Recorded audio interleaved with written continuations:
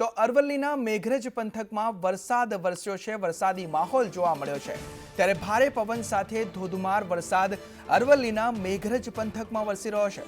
ત્યારે ઊંડવા, રોયણિયા અને પટેલ ઢુંઢામાં પણ આ વરસાદ વરસી રહ્યો છે અને સાથે જ વડથલી, કસાણા જે વિસ્તાર છે ત્યાં પણ વરસાદી માહોલ જોવા મળ્યો છે। ત્યારે અસહ્ય ઉકળાટ, અસહ્ય બફારા બાદ આ વરસાદ વરસ્યો છે, તેને કારણે હાલ ઠંડક પ્રસરી છે વાતાવરણમાં અને લોકોને પણ અસહ્ય બફારાથી રાહત મળી છે। ત્યારે મેઘરજ પંથકના અનેક વિસ્તારોમાં ધોધમાર વરસાદ જોવા મળી રહ્યો છે।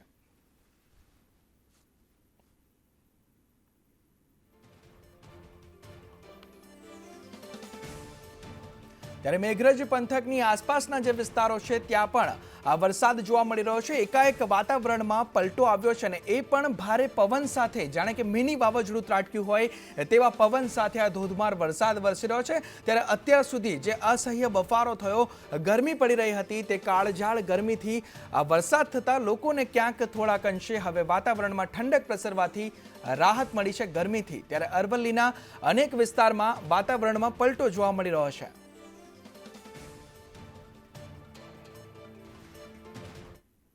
તો આ તરફ બનાસકાંઠાના અમીરગઢ પંથકમાં પણ ધોધમાર વરસાદ વરસ્યો છે। અસહ્ય ઉકળાટ બાદ વરસાદ પડતા વાતાવરણમાં ઠંડક જોવા મળી રહી છે અને લોકોને રાહત મળી છે।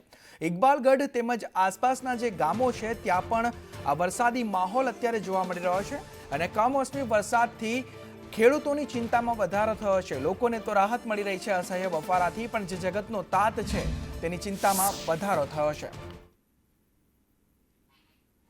ત્યારે અસહ્ય ઉકળાટ બાદ વરસાદ પડ્યો છે અને આ કમોસમી વરસાદ લોકો માટે રાહત બનીને આવ્યો છે, પણ જગતના તાત માટે, ખેડૂતો માટે ચિંતા સમાન જોવા મળી રહ્યો છે, કારણ કે તેઓના જે પાકની વાવણી થઈ છે તે પાકમાં નુકસાનની ભીતિ ખેડૂતોને સેવાઈ રહી છે। ત્યારે બનાસકાંઠામાં અત્યારે વરસાદી માહોલ જોવા મળી રહ્યો છે અને ભારે પવન સાથે આ વરસાદ વરસી રહ્યો છે। પવનના સુસવાટા પણ વરસાદની સાથે જોવા મળી રહ્યા છે। ત્યારે અમીરગઢ પંથક છે ને તેની આસપાસના જે વિસ્તારો છે, ગ્રામ્ય પંથકો છે, ત્યાં પણ અત્યારે વરસાદી માહોલ જોવા મળી રહ્યો છે અને વાવાઝોડા સાથે આ વરસાદ વરસી રહ્યો છે અને લોકોને વાતાવરણમાં ઠંડક પ્રસરી છે। લોકોને અસહ્ય બફારાથી, ગરમીથી અત્યારે રાહત મળી છે। ત્યારે અમીરગઢ, બનાસકાંઠામાં પણ વરસાદ વરસ્યો। અરવલ્લીમાં પણ આપણે જોયું કે અરવલ્લીના મેઘરજ પંથકમાં વરસાદ વરસ્યો।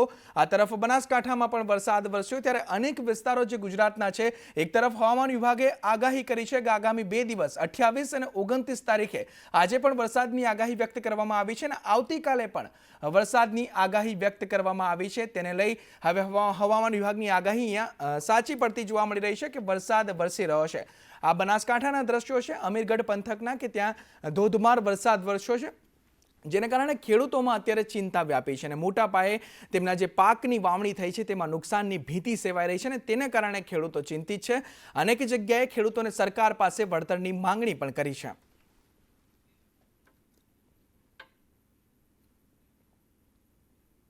તો આ તરફ આવતીકાલે જે મોકડ્રીલ યોજાવાની હતી તે મોકડ્રીલ મોકૂફ રાખવામાં આવી છે। તે મોકડ્રીલ મોકૂફ કરાઈ છે। ત્યારે તમામ રાજ્યોમાં મોકડ્રીલ મોકૂફ રાખવામાં આવી છે। જે આજે જાહેરાત કરવામાં આવી હતી કે આવતીકાલે સાંજે મોકડ્રીલનું આયોજન કરવામાં આવશે, તેમાં રાજસ્થાન, ગુજરાત, પંજાબ અને જમ્મુ કાશ્મીર જેમાં મોકડ્રીલ યોજાવાની હતી તે મોકડ્રીલ હવે આવતીકાલે નહીં યોજાય। તે મોકડ્રીલ મોકૂફ કરવામાં આવી છે। વહીવટી કારણોસર આ મોકડ્રીલને મોકૂફ કરવામાં આવી છે। તેમાં પંજાબ, જમ્મુ કાશ્મીર, રાજસ્થાન અને ગુજરાત ચારેય રાજ્યો, તમામ રાજ્યોમાં હવે આવતીકાલે મોકડ્રીલ નહીં યોજાય। ઓપરેશન શિલ્ડ અંતર્ગત આ મોકડ્રીલ થવાની હતી, જે હવે મોકૂફ રાખવામાં આવી છે।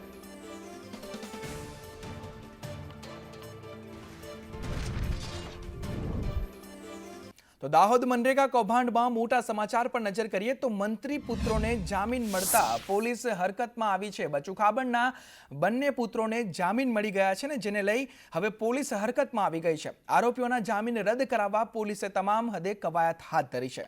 ત્યારે અલગ અલગ કારણો પોલીસ કોર્ટમાં રજૂ કરશે અને આરોપીઓના જામીન રદ કરાવવા એસપી પણ હવે મેદાનમાં જોવા મળી રહ્યા છે।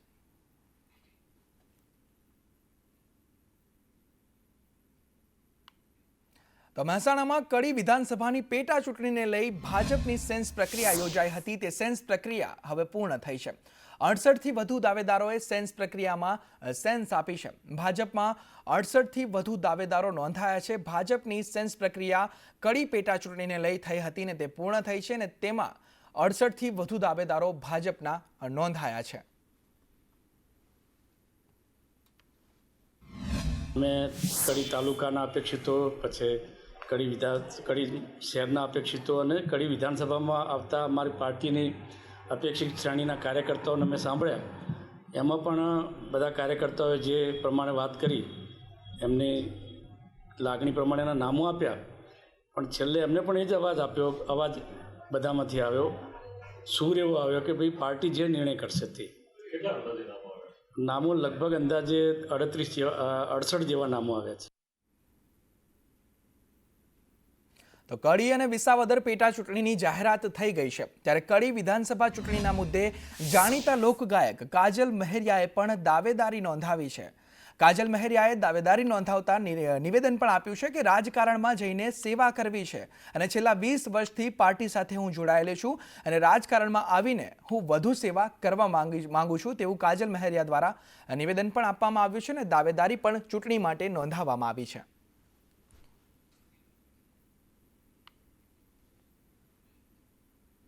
તો આ તરફ કડી વિધાનસભામાં કરશન સોલંકીના પુત્રએ પણ દાવેદારી નોંધાવી છે. પિયુષ સોલંકી, જે કરશન સોલંકીના પુત્ર છે, તેઓએ પણ ચૂંટણી લડવા માટે દાવેદારી નોંધાવી છે. જિલ્લા પ્રમુખ સમક્ષ બાયોડેટા તેઓએ રજૂ કર્યો છે. કરશન સોલંકીના પુત્રએ કડી પેટા ચૂંટણીને લઈ આ દાવેદારી નોંધાવી છે.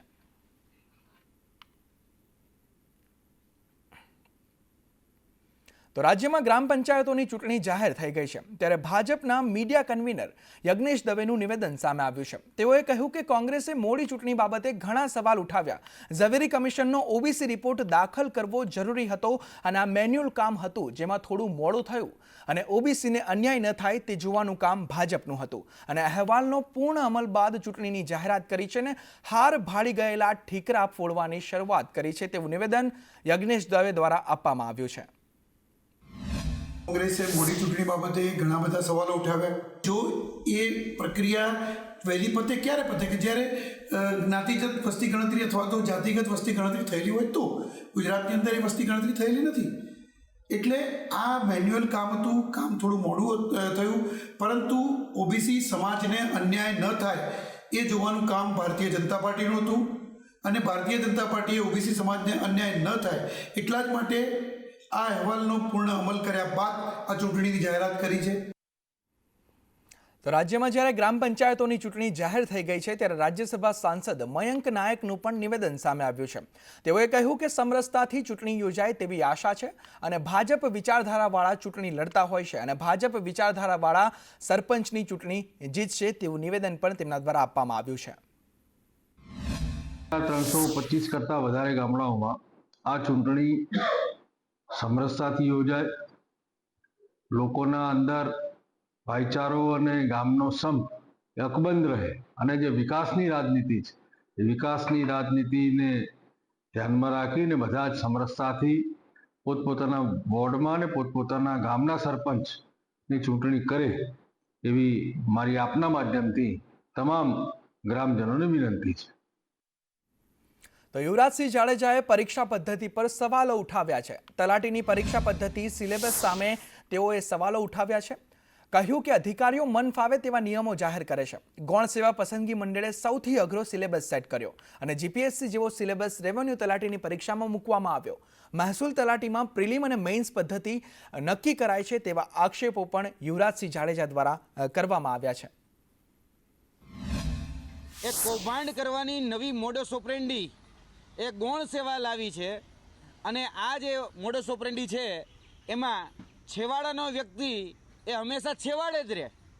આ એ પ્રકારની સિસ્ટમ એ સેટ કરવામાં આવેલી છે અને એના જ ભાગરૂપે આજથી 2 દિવસ પહેલાં મહેસૂલ વિભાગ અંતર્ગત રેવન્યુ તલાટીની ભરતી જાહેર કરવામાં આવી અને એ ભરતી અંતર્ગત જે સિલેબસ છે એ સિલેબસની અંદર ધરખમ મોટો ફેરફાર કરવામાં આવ્યો. મહેસૂલ તલાટી એટલે કે 1900 ગ્રેડ પેની નોકરી અને 1900 ગ્રેડ પેની નોકરીમાં જીપીએસસી જેવો સિલેબસ એ લાવવામાં આવ્યો છે. પ્રિલિમ પણ લેવાની છે, મુખ્ય પરીક્ષા પણ લેવાની છે. એમાં પણ ગુજરાતીનું પેપર, અંગ્રેજીનું પેપર, સામાન્ય અભ્યાસનું 150 માર્કનું પેપર, એ રીતે આ સિલેબસ એ સેટ કરવામાં આવ્યો છે. તો આ તરફ અમરેલી ભાજપ નેતાએ પોલીસ સામે સવાલો ઉઠાવ્યા છે. અધિકારીને ન શોભે તેવા વર્તનનો ભાજપ નેતાએ આરોપ મૂક્યો છે. જિલ્લા પંચાયત સદસ્ય વિપુલ દુધાતે પોલીસ સામે આ સવાલો ઉઠાવ્યા છે. તેઓએ કહ્યું કે રેતી અને પૈસાની સિસ્ટમ છે ને હપ્તા માટે ચાલે છે.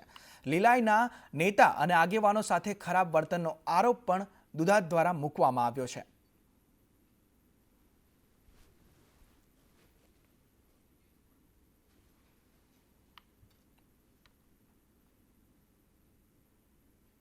તો આ તરફ મંત્રી જગદીશ વિશ્વકર્મા નવા સચિવાલયની મુલાકાતે પહોંચ્યા. પ્રોટોકોલ વિભાગની ઓચિંતી તેઓએ મુલાકાત લીધી. નવા સચિવાલય ખાતે પ્રોટોકોલ કચેરી આવેલી છે અને મુલાકાત દરમિયાન કચેરીની કામગીરી પણ નિહાળી. ત્યારે જગદીશ વિશ્વકર્મા ઓચિંતા આ કચેરીની મુલાકાત લેવા પહોંચ્યા હતા અને તેઓએ ત્યાંની કામગીરી નિહાળી. આ તરફ થાનગઢના ફૂલવાડીમાં યુવાનના ઘરે તોડફોડ કરવામાં આવી. મહિલા સાથે વાત કરતો હોવાની શંકા રાખીને યુવકો દ્વારા તે યુવાનના ઘરે તોડફોડ કરવામાં આવી. 4થી વધુ લોકોએ ઘરે આવીને મારામારી કરી અને મારામારી કરી ઘરમાં તોડફોડ કરીને તે 4 યુવકો ત્યાંથી ફરાર થઈ ગયા. ત્યારે થાનગઢ પોલીસે હવે વધુ તપાસ પણ હાથ ધરી છે. અમદાવાદના ધોલેરામાં 2 વ્યક્તિના મોતમાં ફરિયાદ દાખલ કરવામાં આવી છે. આરોપી નરસિંહ વિરુદ્ધ ધોલેરા પોલીસ મથકે ફરિયાદ નોંધાઈ છે અને વધુ માત્રાનો આલ્કોહોલવાળો જે દારૂ હતો તે દારૂ હોવાની ફરિયાદ દાખલ કરવામાં આવી છે અને દારૂ પીવાથી વિક્રમ સંજય ઉર્ફે મુનોના મોત નિપજ્યા હતા. તે મુદ્દે હવે નરસિંહ વિરુદ્ધ ફરિયાદ દાખલ કરવામાં આવી છે.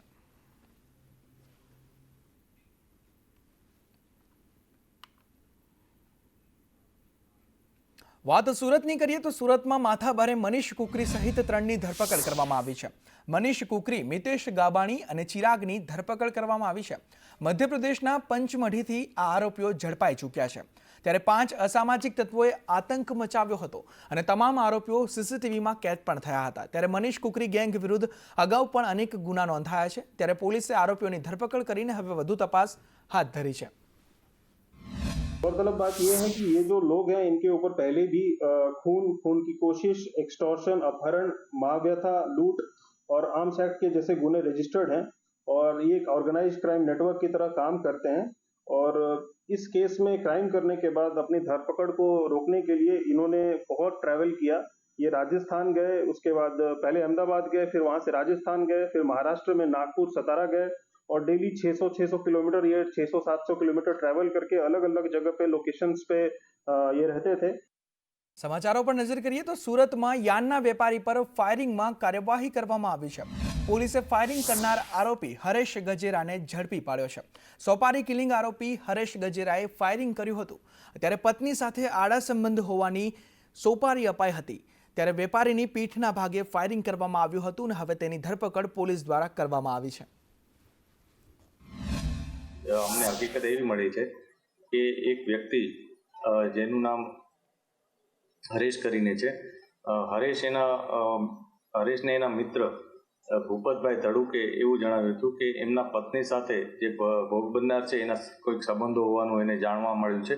તેથી ભોગ બનનાર ઉપર એક્શન કંઈ પણ રીતના એના ઉપર કંઈક કરવા માંગતો હતો એટલે એને મારી નાખવા માટે એને સોપારી આપી હતી. આ સોપારી લઈ અને 25 લાખમાં એ લોકોએ બંને નક્કી કર્યું હતું. એમાં જે હરેશ છે જે આરોપી એને પોલીસે પકડી પાડ્યો છે. એની પાસેથી 5 લાખ રૂપિયા પણ અમે રિકવર કર્યા છે અને આ હરેશે અન્ય 2 એની પોતાની પાસે કામ કરતા એક વ્યક્તિને આ વસ્તુ જણાવી હતી. એણે ફર્ધર બીજા 2 વ્યક્તિઓને આના માટે હાયર કર્યા હતા અને છેવટે એ લોકોએ રેકી કરી અને આ વ્યક્તિ જે ભોગ બનનાર છે એના ઉપર ફાયરિંગ કરાવ્યું હતું. ભોગ બનનાર બચી ગયા છે પરંતુ એના ઉપર ફક્ત આ જ કારણોસર ફાયરિંગ કરવામાં આવ્યું. તો આ તરફ પંચમહાલ જિલ્લામાં મોડી રાત્રે ધોધમાર વરસાદ વરસ્યો. શહેરા, ગોધરા, મોરવા હડપમાં અત્યારે ધોધમાર વરસાદ જોવા મળી રહ્યો છે. ત્યારે ભારે પવન અને વીજળીના કડાકા ભડાકા સાથે આ વરસાદ વરસી રહ્યો છે. પંચમહાલ જિલ્લામાં અત્યારે મોડી રાત્રે વાતાવરણમાં એકાએક પલટો આવ્યો છે અને ભયંકર પવન ફૂંકાઈ રહ્યો છે અને ધોધમાર વરસાદ વરસી રહ્યો છે.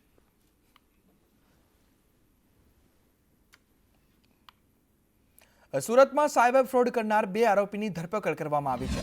ત્યારે સસ્તા ભાવે સોનું આપવાની સ્કીમ બતાવી છેતરપિંડી આચરતા હતા. આરોપીઓએ ફરિયાદી પાસેથી 9.50 લાખ પડાવી લીધા. નકલી અધિકારી બની આરોપીઓ છેતરપિંડી કરતા પોલીસે કચ્છથી 2 આરોપીઓને ઝડપી પાડ્યા છે. ફરિયાદીએ એવી હકીકત જણાવેલી કે ફેસબુક ઉપર સસ્તું સોનું આપવાની લાલચે મારે કોન્ટેક્ટ થતાં મેં સસ્તું સોનું લેવા માટે એમને પૈસા ઓનલાઈન ટ્રાન્સફર કર્યા હતા અને એમાં મારું ચીટિંગ થયેલું છે. આ બાબતે ભૂતથી અમન ઇબ્રાહિમ રાયમા, નવાબ હુસેન સોઢા કે બંને જે ભુજ ઝૂંપડપટ્ટીમાં રહે છે, ડ્રાઇવિંગનો ને એનો ધંધો કરે છે અને સાયબર ફ્રોડ કરીને 9.5 લાખ રૂપિયા ટ્રાન્સફર કરી લીધા હોય એને ત્યાંથી પકડી લાવી અને ધોરણસર કાર્યવાહી કરેલ છે. તો વડોદરામાં રોકાણના નામે છેતરપિંડી કરતી ગેંગ ઝડપાઈ છે. શેરબજારમાં સારા નફાની લાલચ આપી ઠગાઈ કરવામાં આવતી હતી, ત્યારે ફરિયાદી પાસે ટુકડે ટુકડે રૂપિયા 1.29 કરોડ પડાવી લીધા. કરોડની સામે ફરિયાદીને માત્ર રૂપિયા 1,000 જ આપ્યા. ત્યારે સાયબર ક્રાઇમે ઠગ ગેંગના 3 સાગરીતોને ઝડપી પાડ્યા છે અને 3 શખ્સ ગેંગને બેંક ખાતાની સુવિધા આપતા હતા. અને રાજકોટના રવિવાળા, ફિરોઝ દોઢિયા અને અકિલ બેલીમની ધરપકડ કરવામાં આવી છે. ત્યારે ત્રિપુટીએ ભેજાબાજ ટોળકીને 10 બેંક ખાતા આપ્યા હતા અને જેમાં ધરપકડ કરાઈ છે. મની ટ્રેલ, ટેકનિકલ એનાલિસિસ અને સીડીઆર એનાલિસિસના આધારે 3 આરોપીની ધરપકડ કરવામાં આવેલ છે.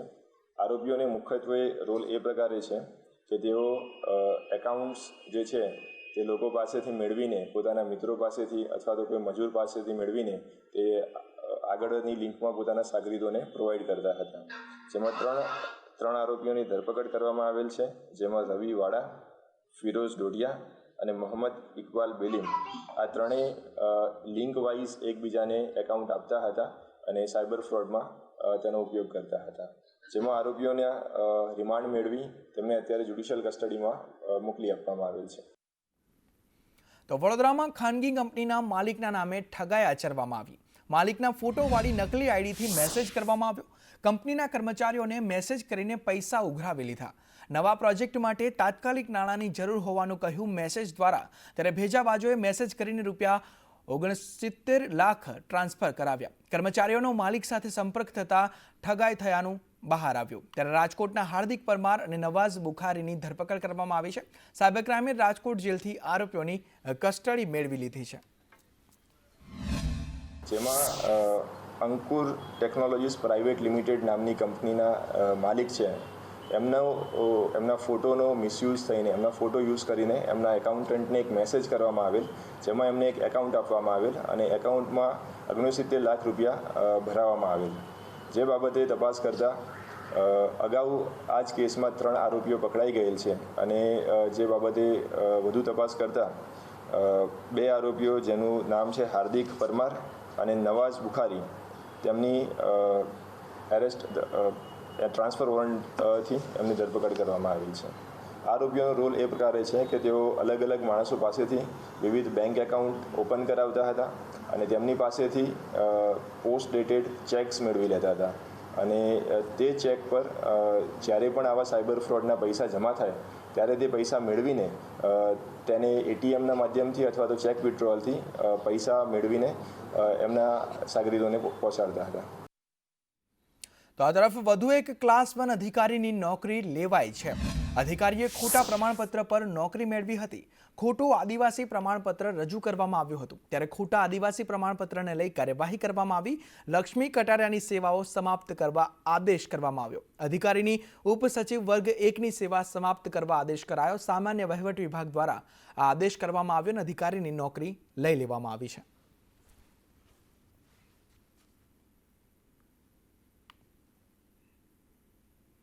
વાત ગાંધીનગરની કરીએ તો ગાંધીનગરના મેડિકલ સ્ટોરમાં ચોરીની ઘટના બની. સેક્ટર 17માં મેડિકલ સ્ટોરમાં ચોરી થઈ. ત્યારે ચોરીની જે સમગ્ર ઘટના છે તે સીસીટીવી કેમેરામાં કેદ થઈ છે. ત્યારે પોલીસે હાલ સીસીટીવી કેમેરાના આધારે તપાસ શરૂ કરી છે.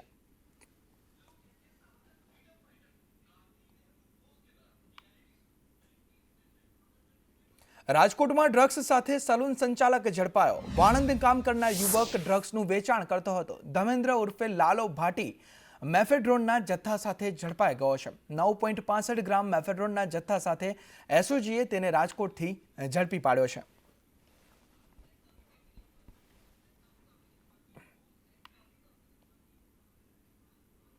તો દ્વારકામાં એક્સપ્લોઝિવ પદાર્થ સાથે એક ઝડપાયો છે. જામ ખંભાળિયાના કજુરલા ગામે એસઓજીએ દરોડા પાડ્યા અને એસઓજીએ ગેરકાયદેસર જથ્થો પણ જપ્ત કર્યો છે. કાસમ સંઘારને ઝડપી વધુ તપાસ પણ એસઓજી દ્વારા હાથ ધરવામાં આવી છે. ત્યારે એક્સપ્લોઝિવ પદાર્થ સાથે આ ઝડપાયો છે.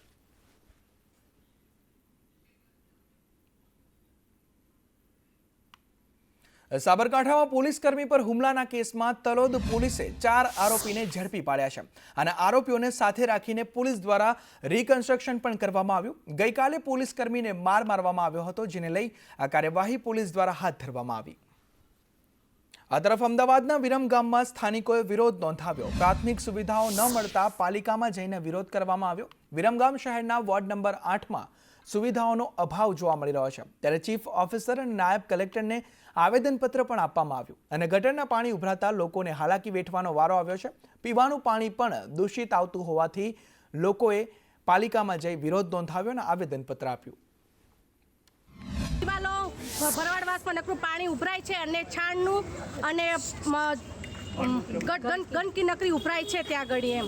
એનું પણ સોલ્યુશન જોઈએ અમારે હવે પછીનું. જ્યાં સુધી આવે ને જાય ત્યાં સુધી ગટર જ આવે છે. હવે આમાં કેવી રીતે અમારે પીવામાં કે ઉપયોગમાં લેવું આ પાણી એમ. અને રોડ ને રસ્તા તો એકમાં અત્યારે ચલાય એવું જ નથી. હાલ એક રસ્તામાં વરસાદ આવે તો 4 થી 5 ઇંચ પાણી ભરાઈ જાય. 6-7 કલાક સુધી પાણી ભરેલું રહે છે. નીકળવાની આગળ જગ્યા નથી. અત્યારે આ પરિસ્થિતિ છે તો ચોમાસું આવે તો શું હાલત થાય. નાના બાળકોને લઈને અમારે કેવી રીતે નીકળવું. રસ્તામાં ઠેર ઠેર ગટરોના ઢાંકણા તૂટેલા છે. અત્યારે હાલ ગટરો ઉભરાય છે બધી. સમસ્યા વોર્ડ નંબર 8 છે. આઈસી કોલોની રોડમાં અમારે તમામ સોસાયટીની આ સમસ્યાઓ છે. ગટરની પાણીની છે, પીવાના પાણીમાં ગટરનું પાણી આવે છે, રસ્તા સાફ સફાઈ નથી અને વરસાદી પાણીનો નિકાલ થતો નથી. એનું પરમેનન્ટ સોલ્યુશન આવે એવું અમારે માંગણી છે અમારી. તો આ તરફ કલોલના અહમદીનગરમાં મહિલાઓએ હોબાળો મચાવ્યો. ગટરના પાણી ઉભરાતા પાલિકામાં જઈને મહિલાઓએ હોબાળો કર્યો. 1 મહિનાથી ગટરના પાણીની સમસ્યા જોવા મળી રહી છે. ત્યારે લોકોના ઘરોની આસપાસ પાણી ભરાતા હાલાકી વેઠવાનો વારો આવ્યો છે અને ગટરના પાણી ભરાઈ રહેતા રોગચાળાનો પણ ખતરો જોવા મળી રહ્યો છે. ત્યારે રજૂઆતો છતાં કામગીરી ન કરાતી હોવાનો આક્ષેપ પણ લાગ્યો છે. કોર્પોરેટરો પણ ધ્યાન ન આપતા હોવાનો આક્ષેપ લાગ્યો છે, ને જેને લઈ મહિલાઓએ આ વિરોધ નોંધાવ્યો. કોઈને ચાલવાનું પણ રસ્તો નથી અને અમે નગરપાલિકામાં કમ્પ્લેન કરીએ છીએ તો નગરપાલિકાવાળા અમને કહે છે કે ચલો અમે જોઈ લઈશું. વોટિંગમાં જીતેલા લોકો પણ અમને એ જ કહે છે કે અમે જોવા આવીશું, પણ કોઈ જોવા તંત્ર આવતું નથી. અને અમે કંટાળી આજે સોસાયટીના બધા બહેરા કંટાળી ખરાબ બપોરે જ્યારે અત્યારે અમે નગરપાલિકામાં આવ્યા છે ત્યારે કોઈ સાહેબ કે કોઈ તંત્ર જવાબદાર નથી અને કોઈ અહીંયા આવીને અમને પૂછતું નથી કે ભાઈ બહેનો આ ઉનાળાના ખરાબ બપોરે તમે અહીંયા કેમ આવ્યા છો. કોઈ અમને પૂછવા તૈયાર નથી. તો અમદાવાદના બાવળામાં ગર્ભપાત રેકેટમાં કાર્યવાહી કરવામાં આવી. સોનોગ્રાફી કરનાર ડોક્ટર હર્ષદ આચાર્યની ધરપકડ કરવામાં આવી છે. અમદાવાદ ગ્રામ્ય એસઓજીએ તેની ધરપકડ કરી છે. પનામા ગેસ્ટ હાઉસમાં ગર્ભપાતનું રેકેટ ચાલતું હતું, જેને લઈ પોલીસ દ્વારા આ કાર્યવાહી કરવામાં આવી છે.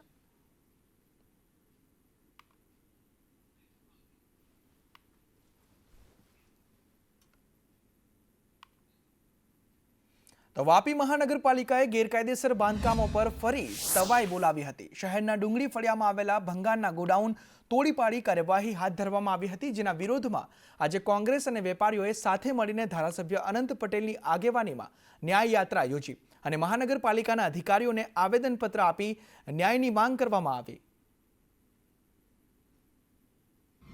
અન્યાયના વિરુદ્ધમાં ન્યાય મેળવવા માટે અમે અહીંના આગેવાનોની સાથે રેલી કાઢીને આવેદનપત્ર આપ્યું. અહીંના કેટલાક ગોડાઉનો તેમજ અવૈધ તરીકેથી છે એમ કરીને ખાલી કરવામાં આવે છે, પરંતુ એમને કોઈ પણ જાતની વૈકલ્પિક વ્યવસ્થા વગર, કોઈ પણ જાતની નોટિસ વગર एमना गोडाउन जबरदस्ती खाली करवामा आविया छे। तो मैं इस प्रशासन से ये रिक्वेस्ट करूंगा कि हमारे दुकानों को, मकानों को जो अवैध बता रही है उसको इस तरह गलत ना ठहराए, लोगों को भ्रमित ना करे, हमको अपने संज्ञान में बुला के हमारा भी कुछ सुने और हमको अपनी बात गाइडलाइंस दे, ताकि हम लोग उसका विचार सुने और अपने विचार को उस पर विमर्श करके रख सके। रोजगारीना બધા પ્રશ્નો થાય છે તો દબાણ હમણાં ન હટાવવું જોઈએ કે વૈકલ્પિક વ્યવસ્થા આપવી જોઈએ, આવી વિવિધ માંગણીઓને લઈને આવેદન પત્ર આપેલ છે। એમની રજૂઆત એ પણ હતી કે કોર્પોરેશનને પૂરતી તક અને સમય નથી આપ્યો જે સાથે અમે સંમત નથી, કારણ કે અમે પૂરતી નોટિસો અને પૂરતો સમય આપ્યા બાદ જ ના છૂટકે દબાણ હટાવવાની કાર્યવાહી કરી છે અને એમની રજૂઆત જે કંઈ છે એ વિશે કમિશનર સાહેબને અવગત કરીશું. પરંતુ જે ખોટું છે, ગેરકાયદેસર છે, એ તો ગેરકાયદેસર જ છે. તો વડોદરા નગર પ્રાથમિક શિક્ષણ સમિતિના ચોથા વર્ગના કર્મચારીઓ કાયમી કરવાની માંગ સાથે લડત આપી રહ્યા છે. માંગ નહીં સંતોષાય તો આગામી 5 જૂનથી અચોક્કસ મુદ્દતની હડતાળ ઉપર ઉતરી જવાનું એલાન આપ્યું છે. મહત્વનું છે કે નગર પ્રાથમિક શિક્ષણ સમિતિમાં ફરજ બજાવતા ચોથા વર્ગના કર્મચારી સંઘ વર્ષોથી કાયમી કરવાની માંગ સાથે લડત આપી રહ્યા છે. દરેક સમયે હૈયાધારણા આપી માંગણી ફગાવી દેવામાં આવે છે. સમિતિમાં છેલ્લા 32 વર્ષથી ફરજ બજાવું છું. ઓફિસમાં 10 વર્ષ નોકરી કરી છે, સ્કૂલોમાં આટલા વર્ષ નોકરી કરી છે. હું અમને માર્ચ મહિનામાં રિટાયર થયો છું. 32 વર્ષથી અમારો કેસ ચાલે છે. 19માં કેસ જીતી ગયા છે.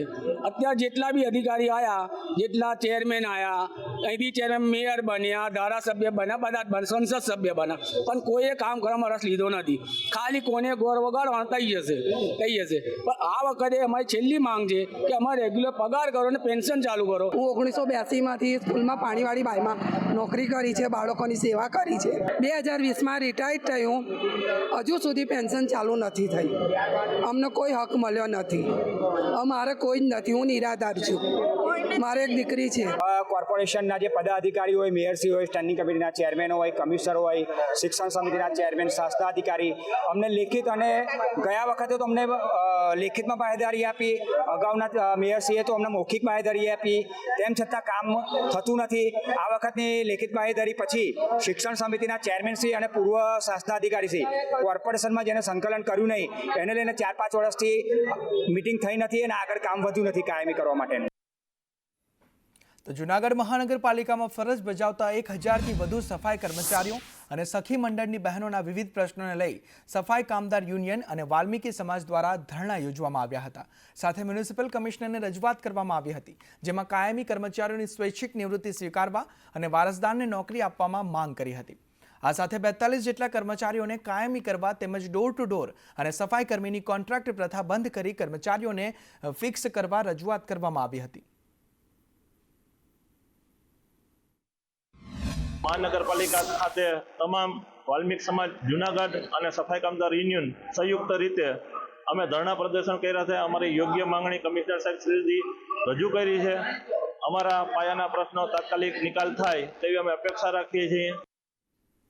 તો રાજુલાના ધાતરવડી ડેમ 1માંથી રાજુલા અને જાફરાબાદ નગરપાલિકાને પીવાનું પાણી મળી રહ્યું છે, ત્યારે નવી પાઇપલાઇન નાખવાની કામગીરી શરૂ કરાતા સ્થાનિક ખેડૂતોમાં ભારે રોષ વ્યાપ્યો હતો. ધારેશ્વર ગામ નજીક નગરપાલિકાની પાઇપલાઇન કામગીરી દરમિયાન ખેડૂતોએ વિરોધ નોંધાવ્યો હતો. ખેડૂતોએ સભા સાથે રેલી યોજી હતી અને પ્રાંત કચેરીમાં આવેદનપત્ર આપી 5 દિવસનું અલ્ટિમેટમ પણ આપવામાં આવ્યું હતું. પાઇપલાઇન નાખવાની કામગીરીને લઈ ખેડૂતોમાં રોષ ભભૂક્યો હતો. આ સાથે મોટી સંખ્યામાં પોલીસ કાફલા સાથે બંદોબસ્ત ગોઠવવામાં આવ્યો હતો.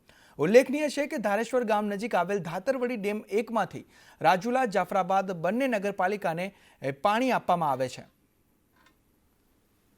ખેડૂતોનું સિંચાઈનું પાણી, ખેડૂતોની જીવાદોરી સમાન, ખેડૂતોની ખેતી બચાવવા માટેનું જે પાણી ધાતરવડી 1માં છે, આ પાણી અન્ય લોકોને, અન્ય ઉદ્યોગપતિઓને આપવા માટેનું કંઈક ષડયંત્ર થતું હોય, જેના ભાગરૂપે અહીંયાથી ખેડૂતોનું સિંચાઈનું પાણી, ખેડૂતો માટેનો જે ડેમ બન્યો છે, એ ડેમમાંથી પીવાના બહાને હેઠળ તંત્ર દ્વારા આ પાણી લઈ જવામાં આવી રહ્યું છે, જેના વિરુદ્ધમાં લાંબા સમયથી 13 ગામ પગલા સમિતિ આ લડાઈ લડે છે. વરસાદી પાણી જે ધાતરવડી ડેમમાં આવે છે એ માત્ર ખેડૂતોનું પાણી છે.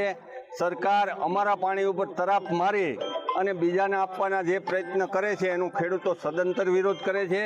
સરકારને જે યોજના કરવી એ કરે, ખેડૂતોને ભોગે યોજનાઓ અમે નહીં થવા દઈએ એવો અમે દ્રઢ નિર્ણય કર્યો છે અને અમે નિર્ણય કર્યો છે કે જો અમારું બળજબરીપૂર્વક આનું આ કામ ચાલુ રાખશે તો સરકારને 5 દિવસનું અલ્ટિમેટમ આવ્યું છે.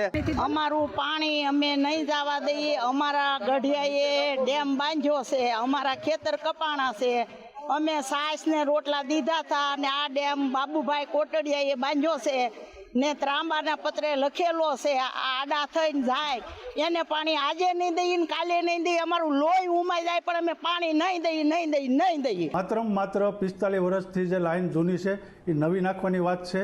બાકી ખેડૂતો જે છે એ અમારા જ છે. ખેડૂતો માટે ભારતીય જનતા પાર્ટીએ જે કામ કર્યું છે, જે 1995થી જે બોરી બાંધવાનું કામ હોય, ખેત તળાવણીનું કામ હોય, ડેમ ભરવાનું કામ હોય, આ ભારતીય જનતા પાર્ટીની સરકારે કર્યું છે. અને આ જે રાજુલા જાફરાબાદ નગરપાલિકાને પીવાના પાણીની વસ્તુ છે, એક પણ ટીપું વધારે પાણી લેવાનું નથી. ખેડૂતને ખેતીની જમીન માટે પાણી મળી રહે. ત્યાર પછી જે વધારાનું પાણી જે છે એ જે 45 વર્ષથી હાલે છે એ જ પાણી આમાં લેવાનું છે.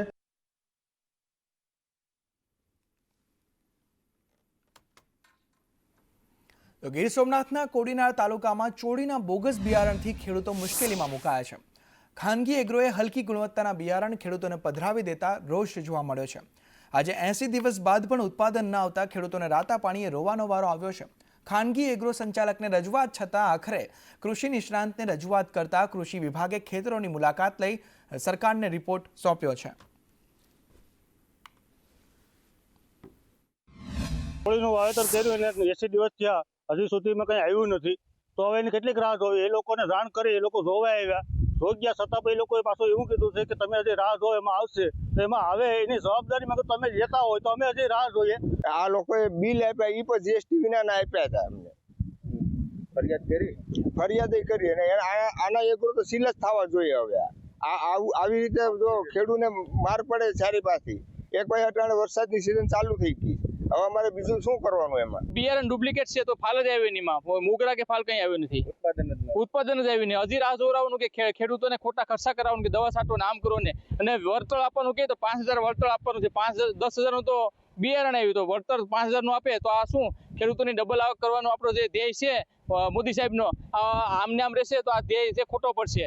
સ્થળની પરિસ્થિતિ જોઈને કમિટીએ પોતાનો પંચરોજ કામ સાથેનો અહેવાલ કરી અને ખેડૂતોને એક કોપી મોકલેલ છે. અને જે આ એગ્રોવાળા જે બિલ ખેડૂતોને અમુક કિસ્સામાં એવા આપ્યા હતા એ બિલે જીએસટી નંબરવાળા નહોતા, એને નાયબ ખેતી નિયામક સાહેબ તરફથી નોટિસે આપેલ છે.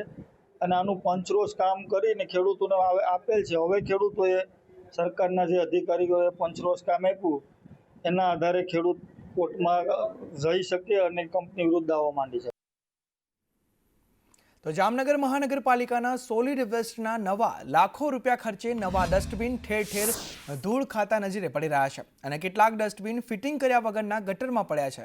મહાનગરપાલિકા સ્વચ્છ બને, સ્વસ્થ રહે તે માટે સોલિડ વેસ્ટ વિભાગ દ્વારા શહેરમાં સૂકા અને ભીના બંને ડસ્ટબિન સિમેન્ટ કોન્ક્રીટ સાથે ફિટ કરવાના હતા. કોન્ટ્રાક્ટરે લાખો રૂપિયા બિલ વસૂલી લીધા, પરંતુ ફિટ કર્યા વગરના પાછલા તળાવની દિવાલ ધૂળ ખાય છે. ફિટ કર્યા વગરના પડ્યા છે. એટલું જ નહીં, ચોંકાવનારી બાબત તો એ છે કે 7 રસ્તા સર્કલ પાસે 2 ડસ્ટબિન ફિટ કર્યા વગર ખુલ્લી ગટરમાં કચરાની વચ્ચે પડ્યા છે. સોલિડ વેસ્ટ વિભાગ જાણે લાખો રૂપિયા ખર્ચનું આંધણ કરે છે, પરંતુ પછી ફિટ કર્યા છે કે કેમ તે જોવાનો તસદી પણ નથી લેતી. જામનગરની લોકોની સુવિધાની જગ્યાએ અત્યારે જે જામનગરના લોકોને અવિધા ઊભી થાય છે એ માટેના કાર્ય જામનગર મહાનગરપાલિકા કરતી હોય એવું લાગે છે. તાત્કાલિક ધોરણે જેટલા ડસ્ટબિન છે તેને યોગ્ય જગ્યાએ લગાડીને જામનગરના લોકોને તેની પૂરેપૂરી વ્યવસ્થા સારી રીતે જળવાઈ રહે તે માટેનું કાર્ય કરવું જોઈએ. નીકળી ગયેલા છે અમુક ટ્રેન બિન્સમાંથી એક જ બિન્સ હોય ને એક ન હોય એવા ગેસ, અથવા તો સાવ યુઝલેસ હાલતમાં હોય અથવા તો તૂટી ગયેલી હાલતમાં હોય, એવાનું આપણે ડિપાર્ટમેન્ટલી થ્રુ કઢાવવાનું કામ ચાલુ છે. હાલે આ જે કામગીરી ચાલુ છે એને કોઈ બિલ બનાવવામાં આવેલ નથી અને એનો સર્વે કરીને જ્યાં પણ એવી જગ્યાએ કોઈ પણ આવા નવા ટ્રેન બિન્સ છે એ નીકળી ગયેલી હાલતમાં જોવા મળશે તેને ફરીથી અમે ફિટિંગ કરી અને આગળની કાર્યવાહી અમે કરશું. તો વડોદરા મહાનગરપાલિકાએ મટન અને ચિકનની દુકાનો સામે લાલ આંખ કરી છે. શહેરના નવાપુરા વિસ્તારમાં 14 જેટલી મટન અને ચિકનની દુકાનો લાયસન્સ અને એનઓસી રિન્યૂ કરાવવા નોટિસો આપવામાં આવી, જેનો જવાબ ન આપતા મહાનગરપાલિકાએ દુકાનોને સીલ કરી સપાટો બોલાવ્યો હતો. તંત્રએ 2 વર્ષ અગાઉ નવાપુરા વિસ્તારની મટન અને ચિકનની દુકાનોને નોટિસો આપી દુકાનદારોને જવાબ આપવા જણાવ્યું હતું, પણ જવાબ ન મળતા મહાનગરપાલિકાએ મટન અને ચિકનની દુકાનોને સીલ કરી દીધી. હાઈકોર્ટના આદેશ બાદ વડોદરા કોર્પોરેશનની એનઓસી મેળવ્યા બાદ ફૂડ સેફ્ટી એક્ટ અનુસાર લાયસન્સ મેળવવું અને તેની જોગવાઈ અનુસાર જરૂરી નોનવેજ માટે કતરખાનેથી ફરજિયાત મટન વેચવું અને એલ્યુમિનિયમ સેક્શન લગાવવું, એક્ઝોસ્ટ ફેન લગાવવી અને જે કંઈ કાયદા અનુસાર જોગવાઈની સુવિધાઓ ઊભી કરવી એ સુવિધાઓ ઉત્પન્ન નથી કરવામાં આવી અને ખુલ્લામાં અનધિકૃત વેચાણ કરવા બદલ તેઓની દુકાનો સીલ કરવાની કાર્યવાહી હાથ ધરેલ છે. તો આ તરફ મોરબી શહેરમાં પીવાના પાણીની ગંભીર સમસ્યા સર્જાઈ છે. મહાનગરપાલિકા વિસ્તારમાં લોકોને પૂરતા પ્રમાણમાં પાણી નથી મળતું. સામાકાંઠા વિસ્તારની અનેક સોસાયટીમાં દુર્ગંધયુક્ત પાણી આવતું હોવાથી સ્થાનિકો લાલઘૂમ થયા છે. વોર્ડ નંબર 4ના ચામુંડાનગર, શક્તિનગર, માળિયા, વનાડિયા, ઉમિયાનગર સહિતના જે વિસ્તારો છે ત્યાં પાણીનો કકળાટ ઊભો થયો છે. આ અંગે અનેક રજૂઆતો બાદ પણ તંત્રની અણદેખીથી સ્થાનિકો હવે આંદોલનના મૂડમાં છે. વોર્ડ નંબર 4ના ઉમિયાનગર અને ઢાળ વિસ્તાર સહિતના ઘણા બધા વિસ્તારોની અંદર પૂરતા પ્રમાણમાં પાણી મળતું નથી અને જે પાણી મળે છે એ પાણી પીવા લાયક નથી હોતું અને વાપરવા લાયક નથી હોતું. આજરોજ મહાનગરપાલિકામાં અમે રજૂઆત કરવા જવાના છીએ અને જો આ રજૂઆત કર્યા પછી આ લોકોને સ્વચ્છ પાણી નહીં મળે તો આ વિસ્તારની સાથે કોંગ્રેસના તમામ આગેવાનો સાથે રહીને જન આંદોલન કરશું. આશરે 1.5 મહિનો થવા આવ્યો જ્યાંથી અમે પાણીની સમસ્યાથી જૂજી રહ્યા છીએ. પાણી ન આવવાથી ઘણી બધી પ્રોબ્લેમો થાય છે. ઘરમાં ઘરવખરીના કામકાજ નથી થઈ શકતા. પાણી ઘણું સાચવીને વાપરવું પડે છે. ના આવવાના કારણે ઘરના કોઈ કામ નથી સરખી રીતે થઈ શકતા. પીવાના પાણીમાં ઘણી પ્રદૂષિત પાણી આવે છે જે પીવા લાયક પણ નથી હોતું ને વાપરવા લાયક પણ નથી હોતું. અમારે હાલમાં પીવાના પાણી બાબતમાં પુષ્કળ સમસ્યા હાલી રહી છે. બરાબર, અવારનવાર અમે મહાનગરપાલિકાને રજૂઆત કરી પણ કોઈ પણ નગરપાલિકા ધ્યાનમાં આપતી નથી અને અમારી જે પાણીની મેઇન લાઈન આવે છે નગરપાલિકામાંથી પાણીના સંપેથી એ લાઈનની અંદરથી અવારનવાર સિરામિક ઉદ્યોગવાળાને આ લાઈનની પાણીના કનેક્શન આમાંથી જોઈન્ટ કરેલા છે અને પાણી જે આવે છે પાણી અત્યારે હાલમાં 3 દીએ 4 દીએ એ પાણીની અંદરથી ગટરનું પાણી ગમે ત્યાંથી જોઈન્ટ થાય છે. અમે નગરપાલિકાને અવારનવાર શીશીઓ ભરીને સેમ્પલ આપી પણ કોઈ જાતનું માર્ગદર્શન આવતું નથી. મોરબી મહાનગરપાલિકા બની છે. નગરપાલિકામાંથી મહાનગરપાલિકા બન્યા બાદ પણ મોરબીના વિવિધ વિસ્તારોમાં પીવાના પાણીની સમસ્યા યથાવત છે. હું તમને જે દ્રશ્યો બતાવીશ તે વોર્ડ નંબર 4ના છે અને મોરબી શહેરના છે. જે પ્રકારે તમે જુઓ છો કે દૂષિત પાણી અહીંયા છેલ્લા 1.5 મહિનાથી આવે છે. દુર્ગંધયુક્ત પાણી આવે છે અને તેને લઈ ઘરે ઘરે બીમારીમાં સપડાય તેવી સ્થિતિ સર્જાય છે. અવારનવાર તંત્રને પીવાના પાણી અને દૂષિત પાણી આવે છે તેવી રજૂઆત કરવામાં આવી છે પરંતુ તંત્ર દ્વારા આંખ આડા કાન કરવામાં આવી રહ્યું છે અને તેને લઈ લોકો રોષે ભરાયા છે. આગામી દિવસોમાં ઉગ્ર આંદોલન કરવાની ચીમકી પણ ઉચ્ચારવામાં આવી છે કે જો પાણીની સમસ્યાનું નિરાકરણ નહીં આવે તો મટકા ફોડ કરી રસ્તા રોકો કરવામાં પણ આંદોલન કરવાની પણ ચીમકી લોકો ઉચ્ચારી રહ્યા છે. સંદેશ ન્યૂઝ, જગદીશ પરમાર, મોરબી. તો સુરતમાં મહાનગરપાલિકાએ કરેલી કામગીરીની પોલ ખુલી ગઈ છે. કમોસમી વરસાદમાં જ નવો બનેલો રોડ બેસી ગયો. સચિન જીઆઈડીસી વિસ્તારમાં રસ્તો બેસી ગયો છે. થોડા મહિના પહેલા જ આ રોડ બનાવવામાં આવ્યો હતો અને રસ્તા પર અવરજવર કરતા વાહન ચાલકોને હવે હાલાકી વેઠવાનો વારો આવ્યો છે. ત્યારે તંત્રની નબળી કામગીરીથી લોકોને હાલાકી પડી રહી છે.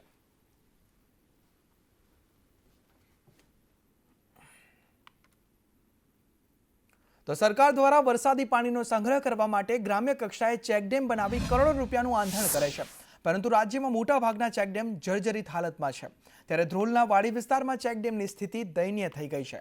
વરસાદી પાણીને રોકવા માટે ચેકડેમ ફરતે પાણીની પાળ બનાવી હતી તે પાળ જ એક જ સાઈડની તૂટી ગઈ છે જે બાબતે ખેડૂતે તંત્રને જાણ કરી હતી પરંતુ ત્યારબાદ પણ ચેકડેમનું સમારકામ કરવામાં ન આવતા ખેડૂતો રોષે ભરાયા છે. ત્યારે ચેકડેમને ચમકાવવા લાખો રૂપિયા ખર્ચ્યા પણ ચોમાસામાં બધું જ ધોવાઈ ગયું અને તે સાથે જ પાણીમાં વહી પ્રજાના ટેક્સના પૈસા પાણીમાં વહી ગયા.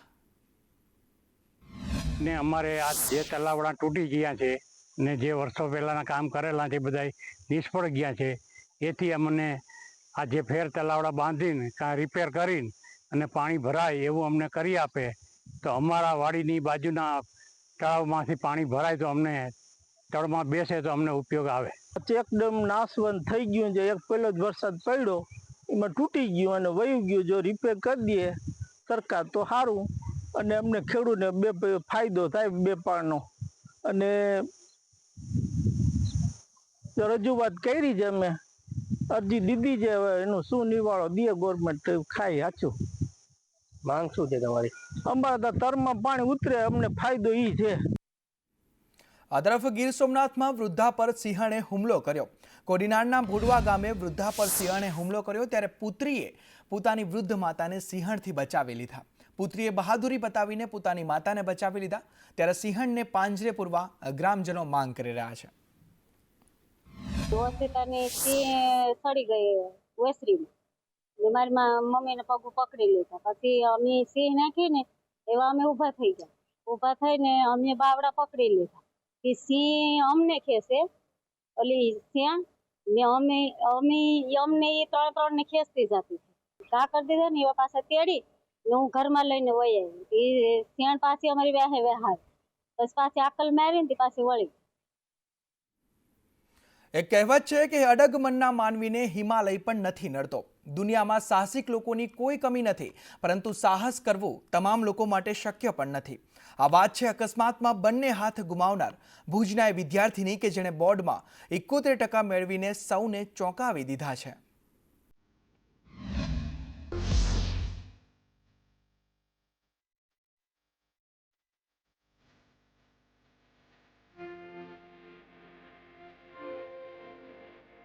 ભુજના ફરહાન કુંભારને 4 વર્ષ અગાઉ એક અકસ્માત નડ્યો હતો, જેમાં પોતાનો જીવ બચી ગયો હતો, પરંતુ કુદરતે તેના બંને હાથ છીનવી લીધા. તેમ છતાં હિંમત હાર્યો નહીં. ફરહાને બંને હાથ ગુમાવ્યા બાદ પહેલા પગેથી લખવાનો પ્રયાસ કર્યો હતો, પરંતુ તેમાં સફળતા ન મળી. ત્યારબાદ નાસીપાસ થયા વગર પ્રયાસ કરતા તેણે મોઢેથી લખવામાં સફળતા મળી અને ખુમારીથી જીવન જીવતા ફરહાને બોર્ડની પરીક્ષામાં 71% મેળવી સૌ કોઈને ચોંકાવી દીધા. लगभग 6-7 साल पहले एक अकस्मात के कारण मेरे दोनों हाथ चले गए और उसमें हाथ में करंट लगने की वजह से हाथ जल गए थे और उसकी वजह से दोनों हाथ चले गए. फिर मैंने पढ़ाई पे फोकस किया और पहले पैर से लिखना शुरू किया. फिर वो इतना अच्छा नहीं लगा तो मैंने मुंह से लिखना शुरू किया.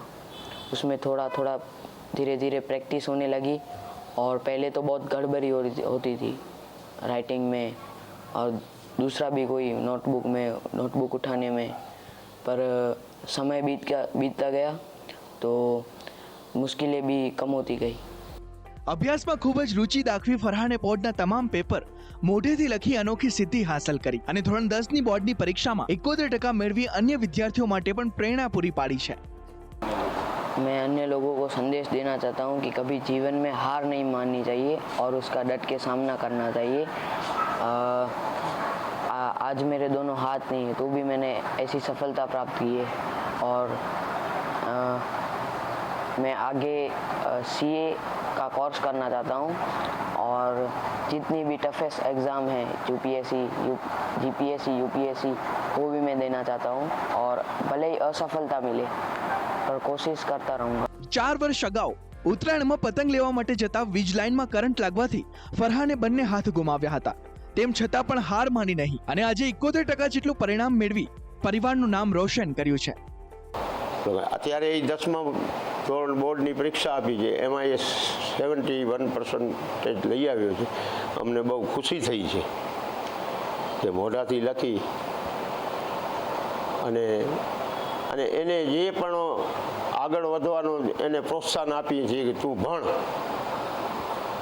અને બીજાઓને જે બરાબર છે આના તો હાથ નથી, મોઢાથી લખે છે અને હિંમત હારીને બેસી જાય છે, જેને ઓછા ટકા આવે છે, ભણવાનું નથી કરતા, આપઘાત કરી લે છે, એવાને આ એક મિસાલ છે.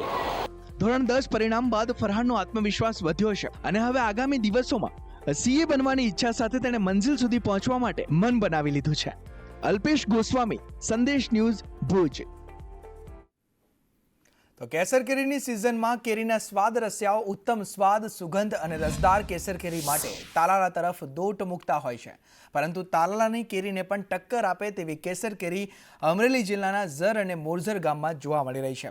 જી હા, ધારી તાલુકાના ઝર અને મોરઝર ગામમાં કેસર કેરીનું ઉત્પાદન વર્ષોથી થાય છે, પરંતુ છેલ્લા 2-4 વર્ષથી કેસર કેરીના રસિકોને અહીંની કેરીનો સ્વાદ દાઢે વળગ્યો છે. અહીં લોકો દૂર દૂરથી કેસર કેરી ખરીદવા આવે છે. અમે 2 વર્ષથી આ બાજુ ઝરમોર બાજુ આવે છે, બાકી અમે તો ગીરની જ ખાઈ છીએ. 7-8 વર્ષ ત્યાં ગીરની ખાઈ છીએ, પણ જ્યારથી આ વર્ષે 2 વર્ષથી અહીંયા આવી છે ને તો ન્યાની ટક્કર મારે એવી કેરી અહીંયા છે, બહુ ફૂલ મીઠાશ જેવી. આ કેરી ખાય ને એટલે પછી બધું ગીરની ભૂલી જાવ તમે. આ કેરી બહુ મીઠાશ એટલે ત્યાંથી અમે અહીંયા ધક્કો ખાધો છે, બહુ મીઠાશ, વાત જ જવા દો તમે. એ તમે ગીરની કેરી ભૂલી જાઓ જો આ એકવાર ખાઈ જાવ ને. અમે આંબાના બગીચા રાખીએ છીએ, 35-36 વર્ષથી અમે તાલાલા ગીરના એરિયામાં બગીચા રાખતા. પણ ત્યાં કેવું છે કે ભેજવાળું વાતાવરણના હિસાબે કેરી બગડવાની શક્યતા વધારે છે ત્યાં. એટલે આ વખતે મતલબ મેં એવું સાંભળેલું કે જર મોરજર ગામમાં કેરી ક્વોલિટીમાં ત્યાં સારી બને છે એમ, સૂકું વાતાવરણના કારણે. તો ક્વોલિટી માણસોને મળી રહે, સારી ક્વોલિટીમાં મતલબ માણસોને કેરી મળી રહે, એટલા માટે અમે આ વખતે આ બાજુ ઇજારા રાખેલી હશે. અમારી જમીન અન્ય વિસ્તાર કરતાં થોડીક અલગ પડે છે. બાકી બધી પથરાળ છે, અમારે અહીંયા ભાલમ કહેવાય. અને આ જમીનની એમ કે નિતાર શક્તિ સારી, પાણી પાવ તરત જ નીતરી જાય. અને એના હિસાબે આમ કે કેરીમાં સ્વાદ, સુગંધ અને એનો આમ કે એનો રૂપ એ બધુંય કે વધારે સારું લાગે. એટલે કે હવે માણસો જે તાલાળા સાઈડના છે એ પણ અમારી કેરી મગાવે છે. અમારે અહીંયા કેસર કેરી બહુ સારી થાય છે, ભાલમ જમીન અને રેતારવાળી, પાણી પણ મીઠા, એટલે એના હિસાબે કેરી બહુ સારી થાય છે. અને અહીંની કેરીની માર્કેટ પણ બહુ સારી રહેશે. અને દેશ વિદેશમાં અમારી કેરી જાય છે. અહીંથી કેનેડા લગી અમારી કેરી જાય છે, અમેરિકામાં જાય છે. અને કેરીમાં આમાં ફરક શું? અમારી કેરી અહીં બીજી કેરી છે એમાં તાલાળાની છે, એ બાજુની જે કેરી છે એમાં કાળા ડાઘ પડી જાય છે. અમારી કેરીની અંદર કાળા ડાઘ નથી પડતા, એકદમ લાઇટવાળી કેરી રહે છે. કેસર કેરી ખાવી હોય એટલે કે તાલાળાનું નામ તમને યાદ આવે, પણ હવે એવું નથી. ધારી તાલુકાના જર અને મોરજર ગામની જે કેસર કેરી જે અત્યારે પ્રખ્યાત થઈ રહી છે, આપ પણ જોઈ શકો છો દ્રશ્યોમાં કે કેસર કેરીના અહીં ઘણા બધા બગીચા આવેલા છે અને દૂર દૂરથી લોકો અહીં કેરીની ખરીદી કરવા આવે છે. અને અહીંની કેરી જે ભાલમ એટલે કે રેતાળ જમીન અને મીઠું પાણીના હિસાબે જે કેરીનો જે ટેસ્ટ જે હોય છે એકદમ મીઠો અને કેસરી કલરની કેરી જે જોવા મળી રહી છે, જેનાથી લોકોમાં પણ ભારે એક આ કેરી ખરીદવા માટેનો ઉત્સાહ જણાઈ રહ્યો છે. ટીનુ લલિયા, સંદેશ ન્યૂઝ, ધારી. તો પાકિસ્તાનમાં ભારતીય સેનાએ હાથ ધરેલા ઓપરેશન સિંદૂરની સફળતાની ઉજવણી બનાસકાંઠામાં કરવામાં આવી હતી. નડાબેડ ખાતે જવાનોનો ઉત્સાહ વધારવા સુઈગામથી નડાબેડ સુધી તિરંગા યાત્રાનું આયોજન કરવામાં આવ્યું, જેમાં વિધાનસભાના અધ્યક્ષ શંકર ચૌધરી, પ્રદેશ મહામંત્રી રત્નાકરજી અને પૂર્વ સાંસદ પરબત પટેલ સહિતના રાજકીય આગેવાનો, સંતો સહિત ભાભર અને સુઈગામ અને વાવ થરાદના લોકો આ તિરંગા યાત્રામાં જોડાયા હતા. તો માતાના સેથાના સિંદૂરની શું કિંમત હોય છે એ ભારતના સૈન્ય અને દેશના પ્રધાનમંત્રી મોદી સાહેબના નેતૃત્વમાં આપણા સૈનિકોએ, આપણા લશ્કરે, આપણી સેનાએ પાકિસ્તાનની ધરતી ઉપર જઈને ત્રાસવાદીઓને એમના જે આકાઓ હતા તેને નાબૂદ કરવા માટેનું જે અભિયાન હાથ ઉપર લીધું છે સિંદૂર, અને એ એક એક ભારતવાસીઓ માટે ગૌરવની ક્ષણ છે. તો બગસરા માર્કેટિંગ યાર્ડના ચેરમેનની ચૂંટણી યોજાઈ. ભાજપના પ્રમુખ અને ઉપપ્રમુખ ઉમેદવારો બિનહરીફ જાહેર થયા. પ્રમુખ તરીકે કાંતિભાઈ વેકરિયા બિનહરીફ જાહેર થયા, તો ઉપપ્રમુખ તરીકે ઘનશ્યામભાઈ હીરપરા પણ બિનહરીફ જાહેર થયા છે. ત્યારે ભાજપના ઉમેદવારો સર્વાનુમતે બિનહરીફ જાહેર થયા. અમારે માર્કેટિંગ યાર્ડની આજે ચૂંટણી હતી ચેરમેન, વાઇસ ચેરમેનની, એમાં મને બહુમતીથી ચૂંટાડીને ખૂબ અને બધાનો ખૂબ ખૂબ આભાર. અને ખેડૂતલક્ષી કોઈ પણ કાંઈ કામ હશે એમાં અમે તત્પર છીએ અને જે બને એટલા વધારે પ્રશ્નો સોલ્વ થાય એવો અમારો પ્રયાસ રહેશે.